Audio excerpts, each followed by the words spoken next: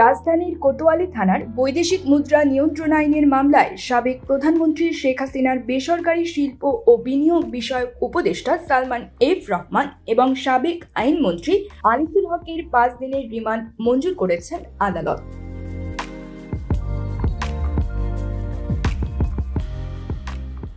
আজ বৃহস্পতিবার ঢাকার মেট্রোপলিটন ম্যাজিস্ট্রেট মোহাম্মদ আরিফুর রহমানের আদালত শুনানি শেষে এই আদেশ দেন।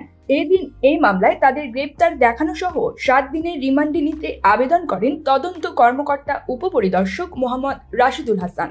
এই সময় আসামি পক্ষ রিমান্ড বাতিল ও জামিন চেয়ে শুনানি করেন। অন্যদিকে রাষ্ট্রপক্ষ জামিনের বিরোধিতা করে। উভয় পক্ষের শুনানি শেষে আদালত জামিন নামঞ্জুর করে রিমান্ডের আদেশ দেন। এর আগে গত 13 সেপ্টেম্বর নিউ মার্কেট থানার উপপরিদর্শক মোহাম্মদ সজিব মিয়া বাদী হয়ে কোতোয়ালি থানায় মামলা করেন।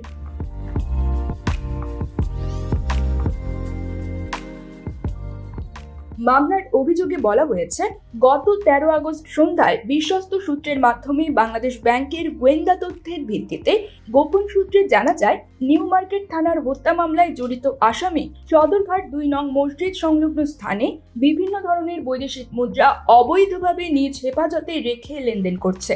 তাৎক্ষণিকভাবে সেখানে অভিযানে গেলে পুলিশের উপস্থিতি টের পেয়ে আসামিরা পালানোর চেষ্টাকালে তাদের সঙ্গীয় অফিসারদের সহায়তায় হাতে নাতে আটক করেন। পরে তারা তাদের নাম ঠিকানা জানায়। আটকের পর আসামি আনিসুল হকের কাছে থাকা ব্যাগে রক্ষিত 17,592 ইউএস ডলার, 726 সিঙ্গাপুর ডলার এবং সালমান এফ রহমানের কাছ থেকে 12,624 ইউএস ডলার, 620 ফ্রান্সের মুদ্রা, সংযুক্ত আরব আমিরাতের 8,500 মুদ্রা, 11,650 Saudi riyal, 779 Singapore dollar, 150 pound ও 1,332 ইউরো এবং বাংলাদেশি 50,000 টাকা জব্দ করা হয়।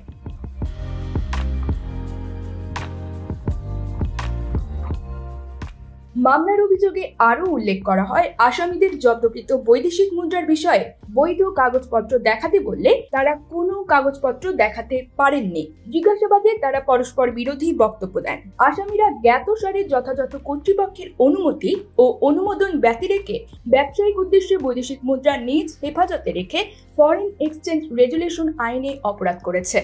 News desk, UKBD Times.